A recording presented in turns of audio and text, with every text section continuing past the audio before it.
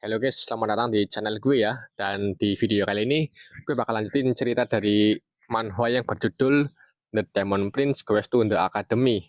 Dan di video kali ini, gue ambil ceritanya dari web novel volume 140 dan 141. Oke, nggak usah banyak bacot ya, kita langsung aja ke ceritanya.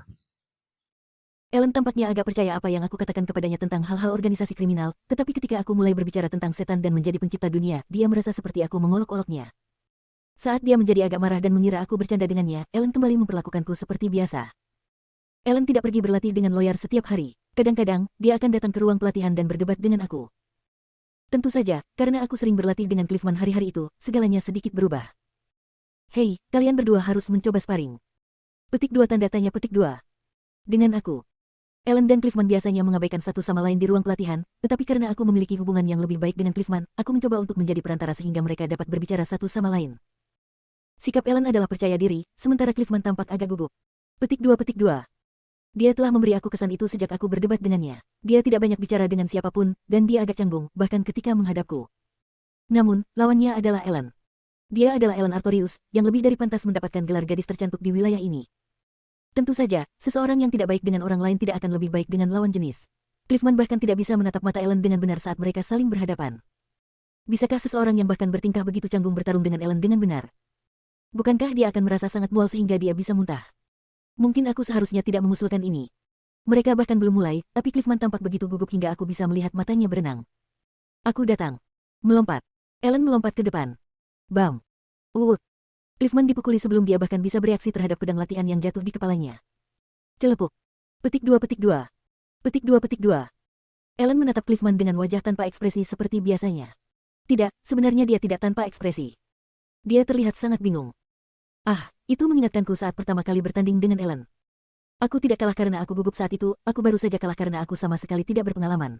Ellen dengan kosong menatap Cliffman, yang dia kalahkan dalam satu pukulan. Apa yang harus aku lakukan?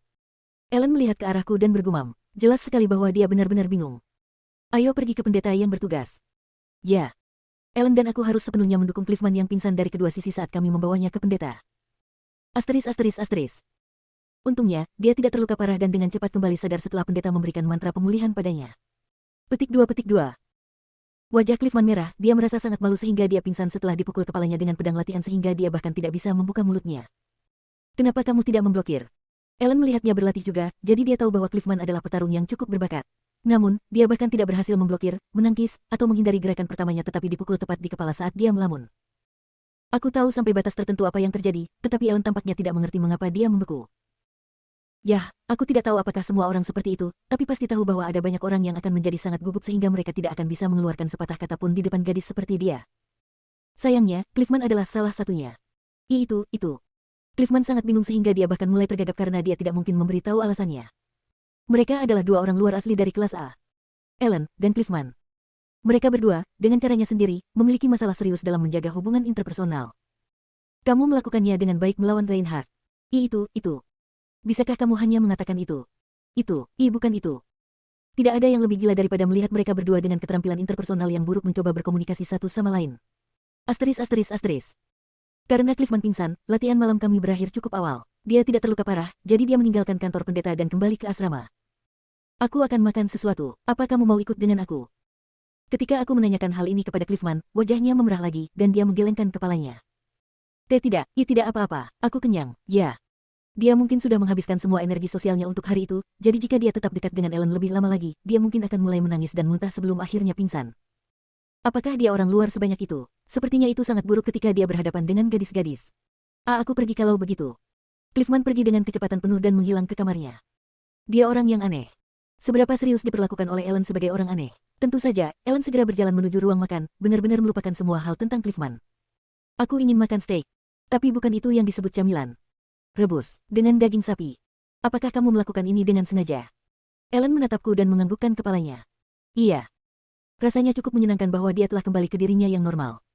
Itu pertanda baik. Lalu bagaimana kalau kamu membuatnya, ya? Aku tidak tahu bagaimana caranya. Ellen sepertinya menyadari bahwa memperlakukanku seperti biasanya adalah yang terbaik. Mungkin karena dia sadar aku tidak mudah terluka atau apa. Karena aku tidak tahu cara membuatnya, kamu melakukannya sekali. Aku akan memasak lain kali. Mengapa dia tampak lebih berani dari biasanya? Asteris asteris asteris. Asteris asteris asteris. Akhirnya, aku membuat sup daging sapi di tengah malam. Kunyah, kunyah, kunyah. Aku pasti salah paham dengan kebiasaanmu. Karena kami makan seperti itu hampir setiap hari, aku akhirnya bosan dengan hal-hal yang bisa aku buat dengan mudah. Jika seseorang makan telur goreng atau sosis setiap hari, pada akhirnya ia akan muak. Jadi, terkadang, aku membuat makanan yang lebih rumit, tetapi gadis itu ingat semua makanan yang aku buat. Tentu saja, dia telah berhenti memintaku untuk memasak sebentar karena dia merasa sangat sadar akan diriku, tetapi dia segera berubah menjadi sekawanan belalang yang lapar lagi ketika dia kembali ke dirinya yang biasa. Dia juga pernah melihatku membuat hidangan itu sebelumnya, jadi dia seharusnya tahu cara membuatnya sampai batas tertentu, tapi apa yang dibuat orang lain selalu terasa lebih enak. Ya, bahkan mie terasa lebih enak jika orang lain memasaknya, jadi itu juga berlaku untuk makanan lain, kan? Dari mana kamu belajar ini? Elena bertanya dengan rasa ingin tahu. Jika itu hanya hari sebelumnya, dia tidak akan bertanya, tetapi dia memutuskan untuk tidak terlalu sadar akan aku lagi dan hanya mengatakan apa yang terlintas dalam pikiran. Tentu saja, aku belajar memasak dengan menonton video YouTube, kamu hanya perlu mencari apa yang ingin kamu buat, dan kamu akan mendapatkan jutaan hasil. Apa maksudmu dengan belajar? Aku membaca beberapa buku masak, itu saja. Petik 2. Tentu saja, aku tidak hanya mengingat semua resep ini, aku sebenarnya telah membeli buku masak dan membacanya dengan seksama, aku membelinya untuk memeriksa apakah aku mengingat resepnya dengan benar, daripada mempelajari cara membuatnya. Namun, ada banyak hidangan di sana yang awalnya aku tidak tahu cara membuatnya, salah satunya adalah sop daging sapi, aku mempelajarinya dari buku. Ellen sedikit terkejut ketika dia mendengar bahwa aku telah membeli buku masak. Apakah kamu terkesan? Aku tidak membelinya karena kamu, meskipun. Petik 2. Ah, kotoran. Itu seperti ungkapan standar tsundere. Aku benar-benar ingin memutar waktu sebentar. Aku telah membeli buku itu sehingga aku bisa membuat makanan itu, tetapi aku tidak benar-benar memasak ketika aku sendirian. Di satu sisi, aku membelinya karena dia. Lagi pula, tidak ada orang lain yang akan membuatkan makanan itu untukmu. Aku tidak mengatakan apa-apa. Bisakah kamu memukulku, tolong? Kamu tidak akan bisa memasak. Dia menolak untuk memukul aku. Ellen sangat ingin makan rebusan itu. Aku punya sesuatu untuk ditanyakan padanya sekarang setelah dia kembali normal. Hai, mengapa kamu ingin pergi ke tanah kegelapan? Uang tidak mungkin menjadi tujuannya. Jika tujuannya adalah uang, dia seharusnya menjual gulungan teleportasi yang seharusnya dia dapatkan dari kuil. Pengalaman praktis. Praktis. Ya, terakhir kali aku merasa seperti aku tidak memiliki pengalaman praktis ketika aku bertarung. Petik 2. Ellen bukan orang yang paling sombong. Namun, saat dia kalah dari Loyar, sepertinya dia sangat terkejut. Itu adalah pengingat serius bahwa dia tidak memiliki pengalaman praktis. Tentu saja, dia tidak terintimidasi atau gugup ketika harus berdebat, tetapi orang hanya bisa menemukan bahaya kematian yang sebenarnya dalam pertempuran yang sebenarnya. Ellen terkejut dengan kekalahannya, tetapi sepertinya itu akhirnya menjadi stimulus besar baginya. Tidak banyak waktu telah berlalu sejak itu, tetapi sepertinya dia sudah sangat meningkat. Dia sangat kuat untuk memulai, tetapi kecepatan peningkatannya bahkan lebih mengerikan. Bukankah terlalu berat untuk pergi ke sana karena kamu ingin pengalaman praktis? Dan mengapa kamu bahkan mengambil risiko itu untuk menjadi lebih kuat? Perang dunia iblis telah berakhir. Aku berlatih dengan sangat ketat karena aku tahu bahwa insiden gerbang akan terjadi nanti. Namun, Ellen menjadi lebih kuat adalah hal yang baik jika aku memikirkan apa yang akan terjadi di masa depan. Namun, Ellen tidak punya alasan untuk terburu-buru menjadi lebih kuat. Bagaimana jika dia mati sia-sia saat bertarung dengan seseorang di tanah kegelapan untuk mendapatkan pengalaman praktis? Ada banyak alasan untuk menjadi kuat, alasan itu tidak harus seperti perang dunia iblis. Ellen hanya mengatakan itu, tapi aku bisa menebak arti di balik kata-kata itu. Dia tidak ingin merasa tidak berdaya dan kekurangan kekuatan ketika itu penting. Akhirnya, dia menjadi lebih kuat, tetapi tidak ada tempat di mana dia bisa menggunakan kekuatan itu dengan bebas. Dan kudengar ada banyak ruang bawah tanah dan harta karun tersembunyi di tanah kegelapan selain kastil Raja Iblis. Aku tidak tahu bagaimana para petualang mencari nafkah, tapi tanah kegelapan belum sepenuhnya tenang, orang mungkin pergi ke sana untuk menjelajahi dan mencari harta karun. Ellen sepertinya mencari sesuatu seperti benda sihir yang kuat yang mungkin bersembunyi di sana, aku tidak tahu tentang tempat itu karena aku tidak pernah mengaturnya dengan benar. Ada bagian di mana Ludwig pergi untuk menjelajahi beberapa ruang bawah tanah, tetapi mereka berada di alam manusia, bukan di tanah kegelapan. Bagaimanapun, deskripsi pekerjaan seorang petualang bukanlah bagian dari cerita utama. Aku bahkan tidak tahu apa yang dilakukan petualang untuk mencari nafkah. Saat ini, target utama mereka tampaknya adalah harta tanah kegelapan. Ellen tampak terpesona oleh mereka juga. Apakah ratapan tidak cukup? Bahkan jika dia pergi ke sana dan memecat semua yang bisa dia temukan di sana, tidak ada yang sebagus pedangnya ratapan. Pedang itu adalah item cheat gila dengan skill pasif tambahan yang sangat tajam, itu adalah sesuatu yang bisa disebut kiasan novel fantasi. Loyar, yang mampu memblokir elemen dengan tangan kosongnya, sangat kuat, bukan karena pedang itu lemah. Tidak ada yang salah dengan mendapatkan lebih banyak. Benar. Kerinduan Ellen akan kekuasaan tampaknya telah menyebar ke barang-barang bela dirinya juga. Ellen ingin menemukan harta tanah kegelapan, meskipun dia tidak tahu apa itu. Tentu saja, menemukan harta karun hanyalah hal sekunder, dia ingin menjadi lebih kuat dan mendapatkan pengalaman praktis di tanah kegelapan. Jika keadaan menjadi berbahaya, dia berencana untuk melarikan diri dengan menggunakan teleport scroll. Lagi pula aku tidak akan pergi. Aku mengatakan kepada Ellen untuk tidak pergi, jadi apapun alasannya, sepertinya dia berubah pikiran dan memutuskan untuk tidak pergi lagi. Aku tidak tahu apakah aku bisa menyebutnya patuh atau tidak. Ada banyak item magis yang kuat di dunia ini yang belum pernah aku siapkan. Contohnya adalah cincin Sarkegar dan Flame of Tuesday yang aku kenakan. Hai. Iya. Pergi ke tanah kegelapan mungkin tidak seburuk yang kukira. Aku akan pergi bersamamu. Petik 2 tanda tanya. Akan berbahaya jika dia pergi ke sana sendirian, tapi aku yakin keadaannya akan jauh lebih berbahaya jika aku pergi bersamanya. Aku akhirnya memutuskan apa yang ingin aku lakukan untuk liburan aku. Tidak. Saat aku sudah menggambar rencana di kepalaku, Ellen dengan tegas menggelengkan kepalanya. Kamu tidak bisa bertarung. Ah. Benar. Apakah kita benar-benar berbeda? Tidakkah dia tahu bahwa aku dapat membantunya dalam berbagai hal? Maksudku, dia benar, jadi aku tidak bisa membalas. Tapi bukankah itu terlalu berlebihan? Aku terluka. Maaf, tapi itulah kenyataannya. Menggerutu. Aku merasakan dorongan kuat untuk minum. Garis bawah garis bawah garis bawah. Tentu saja, Ellen sangat kuat untuk satu orang. Tentu saja, Ellen sangat kuat untuk satu orang, namun, kekuatan fisik dan teknikku juga tidak bisa dibandingkan dengan orang normal, aku juga pengguna kekuatan supernatural. Tapi, tentu saja, ada perbedaan besar antara Ellen dan aku. Itu wajar baginya untuk berpikir bahwa aku akan berada dalam bahaya jika aku mengikutinya ke tanah kegelapan untuk mendapatkan pengalaman praktis. Alasan dia menyuruhku untuk tidak pergi bersamanya bukan karena dia mengira aku akan menghalangi jalannya, tetapi karena aku mungkin dalam bahaya. Jika kamu tidak pergi denganku, aku akan pergi sendiri. Petik 2 tanda tanya petik 2. Pada akhirnya, aku harus mencoba strategi seperti itu. Kau menyuruhku untuk tidak pergi. Kamu mengatakan kepada aku untuk tidak pergi karena itu berbahaya. Mengapa kamu tiba-tiba mengatakan bahwa kamu ingin pergi? Itulah yang tertulis di wajahnya. Aku tidak tahu, pokoknya, ikut aku. Aku juga pandai berkelahi. Aku tidak sebaik kamu, tapi aku masih cukup baik. Aku sedang pergi. Kamu tahu aku meningkat cukup banyak, kan? Petik 2. Mendesah. Ellen menatapku kaget ketika aku tiba-tiba mengatakan hal-hal ini. Dia tampak agak lelah. Kenapa tiba-tiba? Sepertinya Ellen juga berpikir untuk pergi ke sana, tetapi dia tampak bingung ketika aku mengatakan kepadanya bahwa aku ingin pergi tanpa ragu-ragu. Kamu bilang ada harta karun. Ya. Jadi ada uang yang bisa didapat. Pada akhirnya, satu-satunya alasan yang bisa aku berikan adalah uang.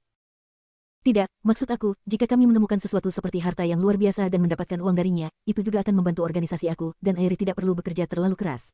Bukankah itu bagus? Itu sebabnya aku membutuhkan uang. Ellen juga seharusnya memahami ini. Ayo pergi ke tempat yang aman kalau begitu, ini bukan satu-satunya liburan yang akan kita miliki. Pada akhirnya, dia hanya menghela nafas seolah dia sudah menyerah. Asteris. Ellen dengan enggan menyetujuinya setelah aku mengatakan kepadanya bahwa aku akan mengikutinya dari dekat dan bahwa aku akan tinggal di tempat yang aman. Aku bersikeras untuk pergi meskipun dia mengatakan kepada aku bahwa aku tidak boleh pergi. Aku tahu aku sampah anjing, tetapi ketika aku mendengar alasannya pergi ke tanah kegelapan, aku juga merasa bahwa pergi ke sana layak dilakukan. Ellen tidak tahu, tapi sebenarnya jauh lebih aman baginya untuk bersamaku. Aku tidak terlalu memperhatikan ujian akhir kami, jadi aku tidak melakukan sesuatu yang berbeda bahkan selama periode ujian, aku tidak peduli dengan nilai. Aku menemukan diri aku di toko Elleris setelah kelas aku di tempel selesai, aku pergi ke sana dengan alasan mengantarkan surat. Itu tepat setelah aku menulis balasan untuk surat yang diberikan Charlotte kepada aku. Daerah itu benar-benar tidak terpantau lagi, jadi aku bisa keluar masuk tempat itu sepuasnya. Elleris. Ya, Yang Mulia. Aku dengar para petualang akan pergi ke tanah kegelapan. Benarkah itu?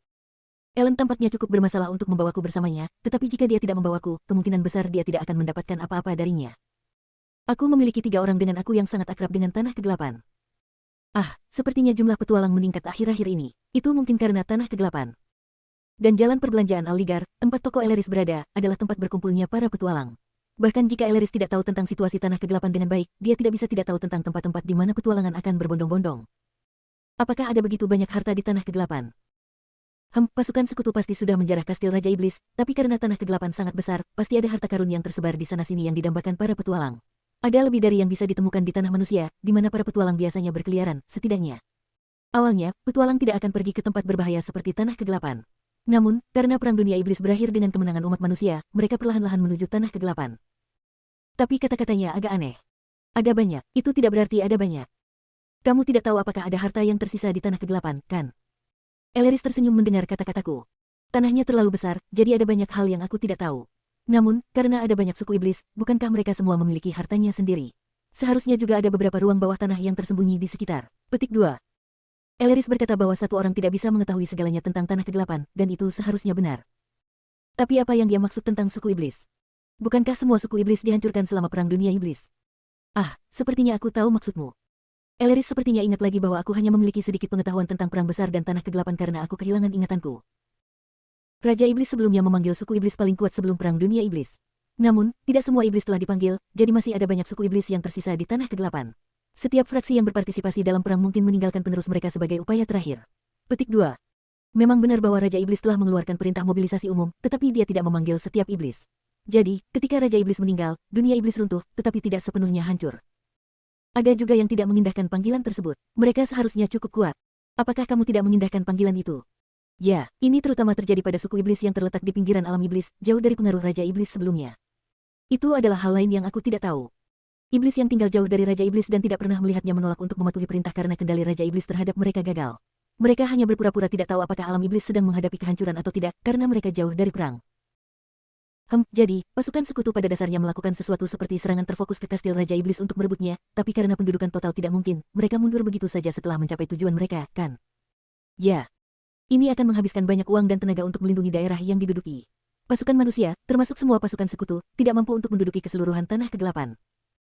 Juga benar bahwa suku iblis yang lebih besar, termasuk iblis peringkat tinggi tanah kegelapan, mengalami kerusakan yang menghancurkan dan kehilangan banyak kekuatan saat mencoba melawan manusia. Namun, pada akhirnya, manusia hampir tidak menjarah tempat lain di tanah kegelapan selain kastil Raja Iblis. Dan dengan demikian, para petualang perlahan-lahan berbondong-bondong ke tempat itu untuk mencuri sisa harta iblis yang telah kehilangan kekuatan mereka, dan harta seperti itu benar-benar ada. Kenapa kamu tiba-tiba jadi penasaran dengan tanah kegelapan? Aku mengerutkan kening pada pertanyaan Eleris. Kami sedang membutuhkan uang. Ah iya. Sejujurnya, meskipun kami tidak memiliki kebutuhan mendesak untuk itu, ada banyak hal yang kami butuhkan. Aku akan pergi berburu harta karun selama liburanku. Apa? Eleris tidak bisa tidak terkejut dengan rencanaku untuk menjarah negara asalku karena aku membutuhkan uang. Ya, serius. Sekarang aku memikirkannya, itu membuatku terlihat seperti bajingan sungguhan. Dari sudut pandang para petualang, mereka hanya keluar untuk mengalahkan beberapa iblis jahat dan membawa kembali beberapa harta, tapi jika aku melakukannya, segalanya akan menjadi sangat berbeda. Itu akan berubah menjadi situasi gila dari pewaris alam iblis yang menjarah tanah kegelapan.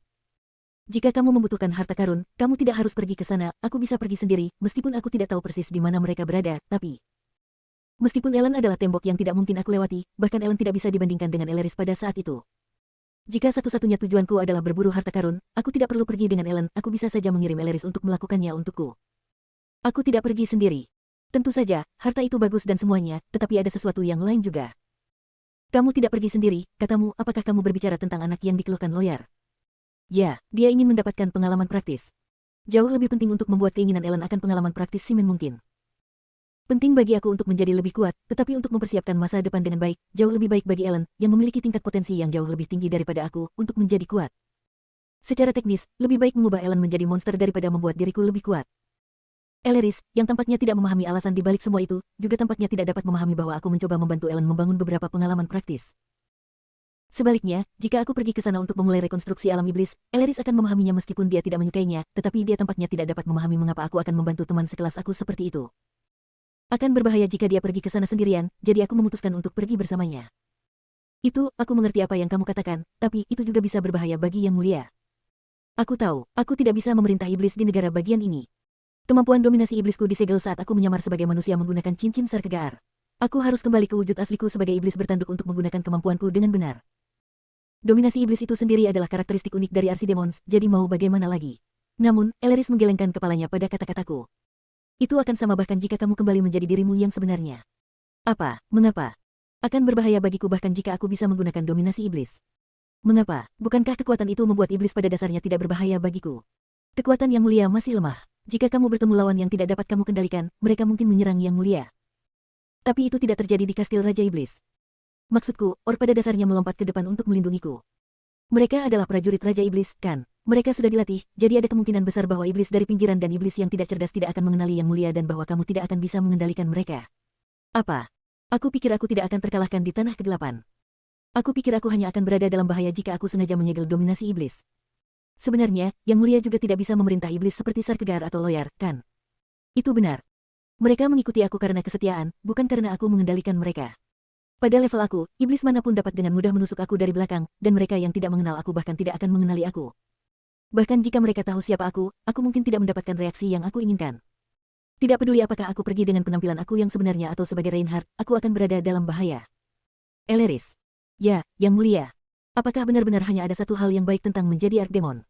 Aku membeli bakat aku dengan poin pencapaian. Kemampuan untuk mendominasi iblis masih sangat kurang, aku bahkan tidak bisa menggunakannya dalam keadaan itu, dan aku merasa sangat tidak nyaman karena aku adalah iblis.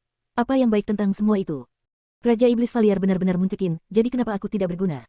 Apa aku tidak punya apa-apa karena Valier seharusnya mati atau apa? Archdemon memiliki umur yang sangat panjang, Yang Mulia. Aku melihat. Itu hal yang bagus, ya. Itu luar biasa bagus, tapi itu adalah keuntungan jangka panjang, jadi itu tidak banyak membantu dengan situasi yang aku hadapi. Raja Iblis sebelumnya awalnya sepertiku, tapi setelah hidup lama dan berlatih keras, dia menjadi kuat. Iblis yang tinggal di pinggiran bahkan tidak mengindahkan perintah Raja Iblis sebelumnya. Jelas ada kekuatan musuh di tanah kegelapan yang tidak terlalu peduli dengan Raja Iblis.